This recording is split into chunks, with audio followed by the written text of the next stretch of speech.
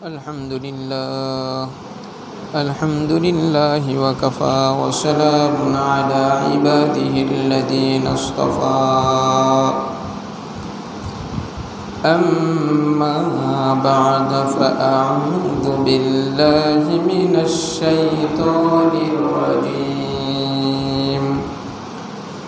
بسم الله الرحمن الرحيم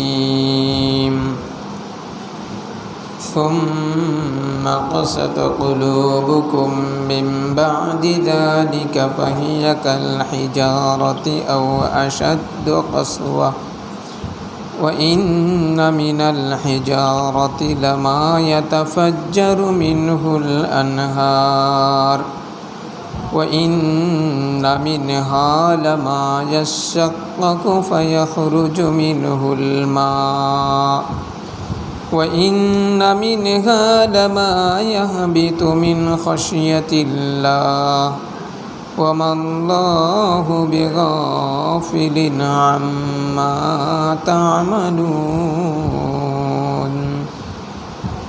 صدق الله مولانا العظيم وصدق رسوله النبي الكريم ونحن على ذلك لمن الشاهدين والشاكرين والحمد لله رب العالمين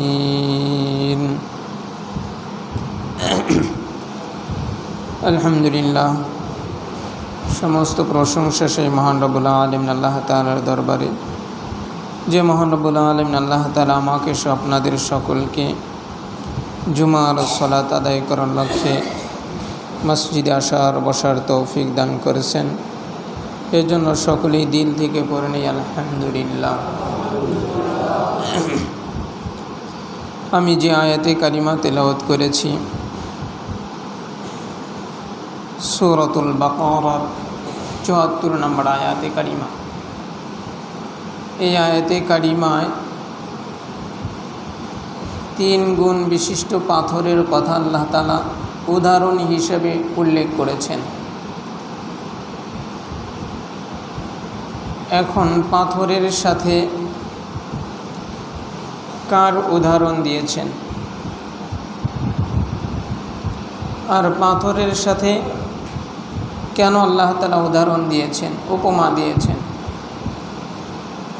রব্বে কারীম বুঝানোর স্বার্থে অনেক ক্ষেত্রেই অনেক কিছুর উপমা দিয়েছে। যেমন কিছু জায়গায় মাছির কথা দিয়ে মাছির সাথে উপমা পেশ করেছে, আল্লাহ তাআলা মাকড়সার মাধ্যমে উপমা পেশ করেছে, আল্লাহ তাআলা পিপিলিকার সাথে উপমা পেশ করেছে।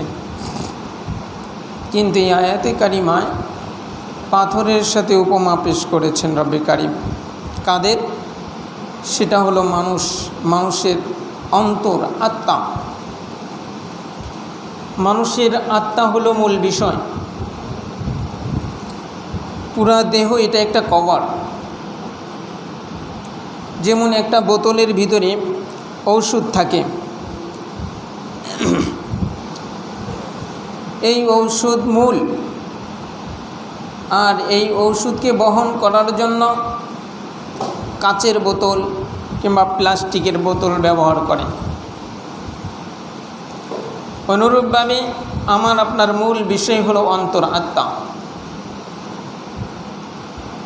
আর উপরে আমরা যেটা দেখতেছি সেটা হলো কভার। তো এইখানে গুরুত্ব দেওয়ার কথা ছিল অন্তরের, কিন্তু আমরা গুরুত্ব দিচ্ছি শরীরের, যার কারণে আমরা শরীরের জন্য বছরকে বছর মেহনত করি, কিন্তু অন্তর বানানোর জন্য আমরা মেহনত একেবারেই ভুলে গেছি। রব্বে কারীম এ কারণেই বলেছেন ওয়াকুদুহান নাস ওয়াল হিজারা ফাত্তাকুন নার, যে তোমরা ওই আগুনকে ভয় করো কিংবা জাহান্নামকে ভয় করো, যেই জাহান্নামের ইন্ধন হবে মানুষ আর পাথর। রব্বে কারীম তাই বলেছেন যে দেখো এই পাথরের ভিতর থেকে 3 গুণওয়ালা বিশিষ্ট পাথর, যেই পাথরগুলা পৃথিবীতে আছে, এই পাথরগুলাকে আল্লাহ তাআলা জাহান্নামে ব্যবহার করবে না। জাহান্নামের ইন্ধন হবে মানুষ আর পাথর, কিন্তু যেই পাথরের ভিতরে 3টা গুণ থাকবে সেই পাথরকে আল্লাহ তাআলা জাহান্নামে ব্যবহার করবে না। সেই 3 গুণওয়ালা পাথরের কথা রব্বে কারিম এই সূরাতুল বাকারার ৭৪ নম্বর আয়াতে কারিমায় পেশ করেছেন। রব্বে কারিম বলেন যেই অন্তর আত্মার উপমা দিতে গিয়া আল্লাহ তাআলা বলেছেন যে দেখো, কিছু অন্তর ওই 3 গুণ বিশিষ্ট পাথরের চেয়েও শক্ত। সেই 3 গুণ রব্বে কারিম বর্ণনা করেছেন, ওয়া ইন্না মিনাল হিজারাতি লামা ইয়াতাফাজ্জারু মিনহুল আনহার। রব্বে কারিম পাথরের 1 নম্বর গুণ বর্ণনা করেছেন যে এমনও কিছু পাথর আছে যেই পাথরগুলো রব্বে কারিমের ভয়ে ফেটে যায়, রব্বে কারিমের ভয়ে নহর প্রবাহিত হয়। যেমন আমরা দুনিয়ার বিভিন্ন জায়গায় পাহাড় থেকে দেখি ঝর্ণা প্রবাহিত হচ্ছে, কিন্তু এই ঝর্ণার মূল বিষয় অধিকাংশ ক্ষেত্রে যে এর উৎপত্তি হলো বিশাল পাথর থেকে। তাই আল্লাহ তাআলার ভয়ে যেই পাথরটা কী করে, রোনাজারি করে, আল্লাহ তাআলার ভয়ে যেই পাথর থেকে পানি প্রবাহিত হয়, ওই পাথরটাকে আল্লাহ তাআলা জাহান্নামের ইন্ধন বানাবে না। দ্বিতীয় নম্বর, ওয়া ইন্না মিনহা লামা ইয়াশাক্কাকু ফায়াখরুজু মিনহুল মা। কয় আবার কিছু পাথর আছে ওই পাথর থেকে কি হয় না, ওই পাথর থেকে নহর প্রবাহিত হয় না, কিন্তু ওই পাথরগুলা মাঝে মাঝে ফেটে যায়। ফেটে যাওয়ার পরে ওই পাথর থেকে দেখা যায় ফোঁটায় ফোঁটায় পানি বের হয়। তৃতীয় নম্বর গুণ হলো, ওয়া ইন্না মিনহা লামা ইয়াহবিতু মিন খাশিয়াতিল্লাহ। তৃতীয় নম্বর গুণ, এমনও কিছু পাথর আছে যেই পাথরগুলা ওই জাহান্নামের কথা মনে করিয়া এমনভাবে ভয়ে থরথর করে কাঁপতে থাকে, কাঁপার কারণে সে এক জায়গায় স্থির থাকতে পারে না। আপনার শরীর যদি কম্পন শুরু হয়ে যায়, দেখবেন চেয়ারে বসার পরেও দেখবেন চেয়ার নিয়ে আপনি পড়ে গেছেন। কই এই পাথরটাও কিছু কিছু পাথর এরকম আছে যে আল্লাহ তাআলার ওই জাহান্নামের ভয়ে পাথরটা কম্পন শুরু হয়ে যায়। যখন কম্পন শুরু হয়ে যায়, ইয়াহবিতু মিন খাশিয়াতিল্লাহ, ইয়াহবিত, তখন সে গড়াইয়া গড়াইয়া নিচে পড়িয়া যায়।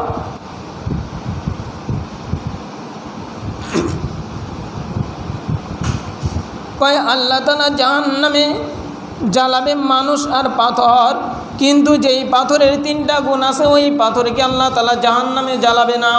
কয় অনুরূপভাবে মানুষের ভিতরেও 3 প্রকারের দিলওয়ালা মানুষ আছে। কত প্রকারের দিল? 3 প্রকারের দিলওয়ালা মানুষ আছে। কিন্তু আব্দুল্লাহ ইবনে মাসউদ রাদিয়াল্লাহু তাআলা বলে, মনে রাখিও 1 প্রকারের মানুষ, যেই মানুষের দিলটা মরে গেছে। পাথর যদি মরে যায়, ওই পাথর আমি শুনেছি সিলেটে নাকি ওই যে পাথর দেখে ছোট বাচ্চারাও চেনে এই পাথরটা মরে গেছে। যেই পাথরটা বাবা মরে যায় ওই পাথর আর বড় হয় না, যেই পাথরটা তাজা থাকে ওই পাথরটা ছোটোর থেকে বড় হইয়া যায়। ওই পাথরটাই কুড়ায় নিয়ে যায়, ওই পাথরটাই ভালো ভালো জায়গায় কি করে ব্যবহার করে, কিন্তু মরা পাথরটা ভালো জায়গায় ব্যবহার হয় না। অনুরূপভাবে যার দিলটা মরে গেছে, যার অন্তরাত্মাটা মরে গেছে, ওই মরা অন্তর আল্লাহ তাআলা জান্নাতের মধ্যে সাজাবে না, ওই মরা অন্তরটা আল্লাহ তাআলা জাহান্নামের মধ্যে দাফন করে দেবে। আব্দুল্লাহ ইবনে মাসউদ বলে, এই মরা অন্তরওয়ালা উম্মতে মুহাম্মাদি তোমরা চিনবা কিভাবে? এক নাম্বার, আব্দুল্লাহ ইবনে মাসউদ রাদিয়াল্লাহু তাআলা আনহু বলে, ইনদা তিলাওয়াতিল কুরআন, কয় যেই মানুষটাকে দেখবা কোরআন তিলাওয়াত করতে তার ভালো লাগে, কোরআনের প্রতি তার আকর্ষণ আছে, কোরআনের প্রতি তার ভালোবাসা আছে, মনে রাখবা এই ব্যক্তির অন্তর ঠিক আছে। আর যেই ব্যক্তির সপ্তাহ চলে যায়, মাস চলে যায়, আরে কত কিছু নিয়ে ব্যস্ত থাকে, কিন্তু কোরআন ধরার সুযোগ হয় না, কয় মনে করবা এই ব্যক্তির অন্তরাত্মা মরে গেছে।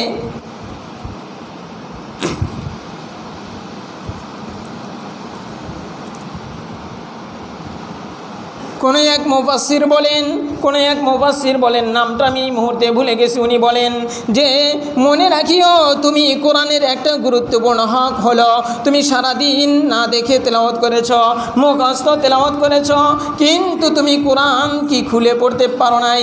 কিন্তু তোমার উপরে তোমার সন্তানের যেরকম একটা হক ছিল তার আহার সংগ্রহ করা, পায় ওই রকম ফরজ একটা হক হলো কোরআনটা যে কোনো মুহূর্তে 24 ঘন্টায় তুমি একটাবার খুলবা, খোলার পরে তুমি যদি পড়তে নাও পারো একটু করে হলেও চায়া দেখতে হবে। কিন্তু বাপরে আজকে আমার আপনার অবস্থা কি? আমরা যারা নামাজ পড়ি, যারা কোরআন তেলাওয়াত করতে পারি, তাদের অবস্থাই তো মাস চলে গেছে, কিন্তু আমরা কোরআন ধরতে পারি নাই।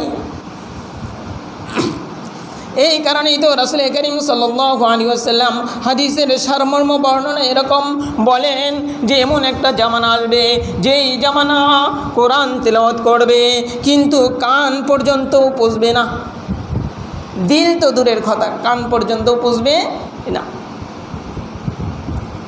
কারণ দেখবেন অসংখ্য অগণিত নামাজি এরকম আছে যে তারা মোবাইলের ভিতরে গান শুনে মজা পায়, কিন্তু কোরআন তেলাওয়াত শুনে ওই মজা পায় না। যার কারণে দেখবেন আমরা ঘন্টার পর ঘন্টা মোবাইলে এটা ওটা দেখি, খেলা দেখি, কত কিছু দেখি, বাবারে মজা লাগে দেখি, কিন্তু আমরা একটু তেলাওয়াত শুনি না। একটু তেলাওয়াত যদি বাজাই একটু পরেই বন্ধ করে দিই। মনে করতে হবে ওই ব্যক্তি আল্লাহ রসুল সাল্লাল্লাহু আলাইহি সাল্লামের এই হাদিসের আওতায় এসে গেছে। যেমন একটা জামানা আসবে যেই জামানার আমার উম্মতগুলা কোরআনটা কান পর্যন্ত পৌঁছবে না। আরে সূরা তুরের ভিতরে এক সাহাবীর মসজিদে নববীর ভিতরে যার মৃত্যু হয়েছিল, আরে জুবাইর ইবনে মুতঈম রাদিয়াল্লাহু তাআলা উনি একজন কৃষক সাহাবী ছিল। ফজরের নামাজের সময় আসছে, ফজরের নামাজে মসজিদের ভিতরে ঢুকে গেছে, দেখে রাসূল করিম সাল্লাল্লাহু আলাইহি ওয়াসাল্লাম ফজরের নামাজে সূরা তুর তেলাওয়াত শুরু করিয়া দিছে। আরে কৃষক সেও সূরা তুর বুঝছে।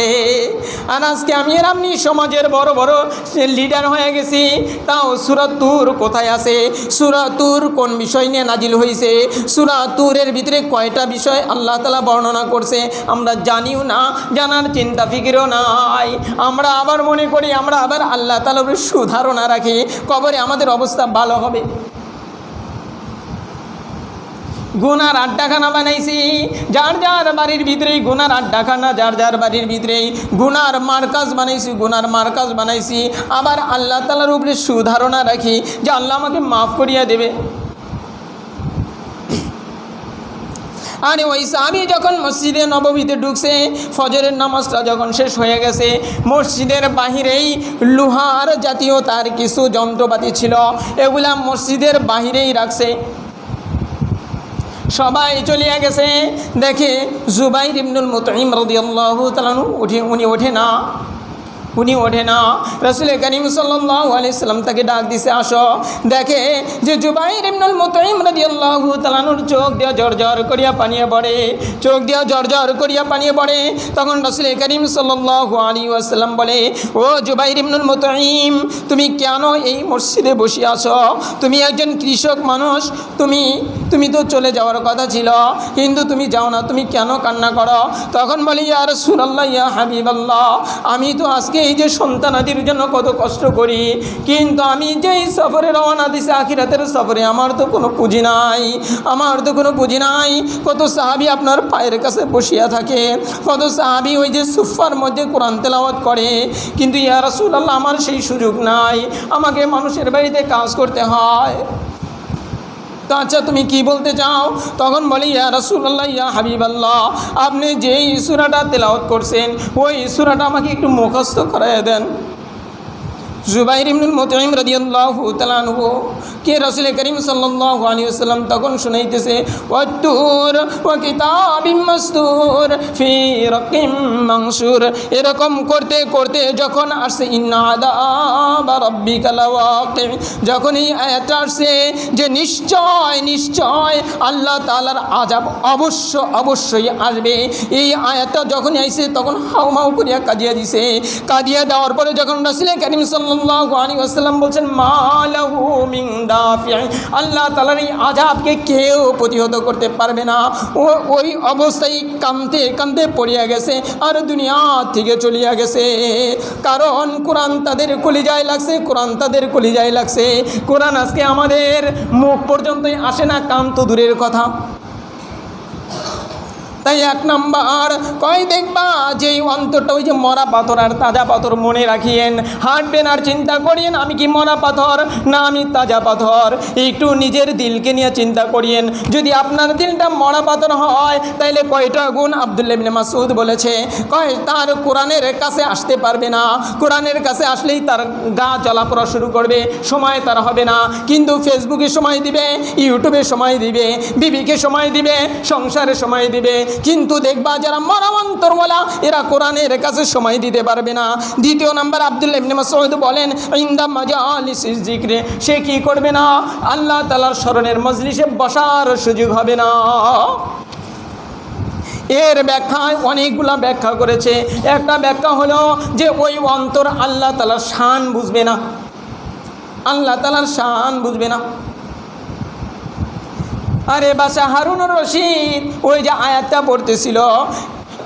পড়তেছিল কুল্লা ইয়াউমিন হুয়া ফি শান, যে আল্লাহ তাআলা প্রত্যেকদিন নিত্য নতুন একটা শানের ভিতরে থাকে।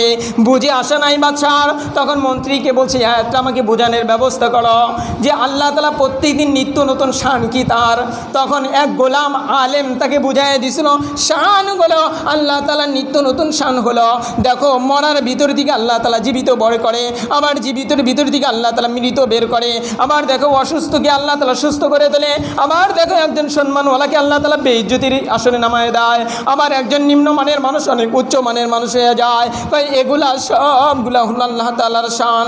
কয় এই শানের ব্যাখ্যাই হলো কয় যার অন্তরটা জীবিত আছে কয় সে বুঝতে পারবে আল্লাহ তাআলা তার দিলের ভিতরে এলকা করবে, আল্লাহ তাআলা তার দিলের ভিতরে এলকা করবে, আল্লাহ তাআলা যেই দিলের ভিতরে এলকা করবে তার এই রাডারে বুঝবে যে আমার আল্লাহ এই মুহূর্তে আমার উপরে সন্তুষ্ট, আর তার দিলের রাডারে বুঝবে এই মুহূর্তে আমার আল্লাহ আমার উপর অসন্তুষ্ট। কয় যদি এই অবস্থা হয় তাহলে মনে করবা যে তোমার অন্তরটা জীবিত, আর তোমার 24 ঘন্টা চলে যায় আল্লাহ তাআলার কথা একটু স্মরণ হয় না, আর শান বুঝবে তো দূরের কথা। কয় এরকম যদি হয় মনে রাখিও তোমার অন্তরটা মরিয়া গেছে। মরা গাছে পানি ঢাইলা লাভ নাই, মরা অন্তর নিয়ে সেজদা দিয়াও লাভ নাই। মরা অন্তর দিয়ে সেজদা দিবা একটু পরেই তোমার বাড়িতে যা গুনার আসর আড্ডা হয়ে যাবে। মরা অন্তর দিয়ে সেজদা দিবা তোমার মেয়ে গুনাহ করবে, মরা অন্তর দিয়ে সেজদা দিবা একটু পরেই মোবাইলে গুনাহ করবে, মরা অন্তর নিয়ে সেজদা দিবা দেখবা তোমার ইনকাম হালাল থাকবে না, মরা অন্তর নিয়ে সেজদা দিবা দেখবা তোমার আমল আখলাক কোনো কিছুই ঠিক থাকবে না। কয় তৃতীয় নাম্বার আব্দুল্লাহ ইবনে মাসউদ বলে তৃতীয় নাম্বার ওই অন্তরটা মরা। দ্বিতীয় নাম্বার হলো ইনদা মাজালিসিস সালিহিন, কয় যেই দেখবা যার অন্তরটা আল্লাহওয়ালাদের সোহবতে বসার আগ্রহ উদ্দীপনা থাকে, কয় মনে করবা ওই অন্তরটা হলো ভালো। আর যার মাসকে মাস চলে যায়, বছরকে বছর চলে যায়, শুধু জুমার নামাজে আইসা নামাজটা পড়িয়া চলিয়া যায়, কোনো আল্লাহওয়ালাদের কাছে যাইয়া নিজের অন্তরাত্মার অবস্থা বলে না। আব্দুল্লাহ ইবনে মাসউদ বলে, যখন দেখবা যে এই তিনটা অবস্থা তোমার অন্তরের, এক নাম্বার হলো যে তোমার কোরআন তেলাওয়াতের সুযোগ হয় না, কোরআন তেলাওয়াত তোমার ভালো লাগে না।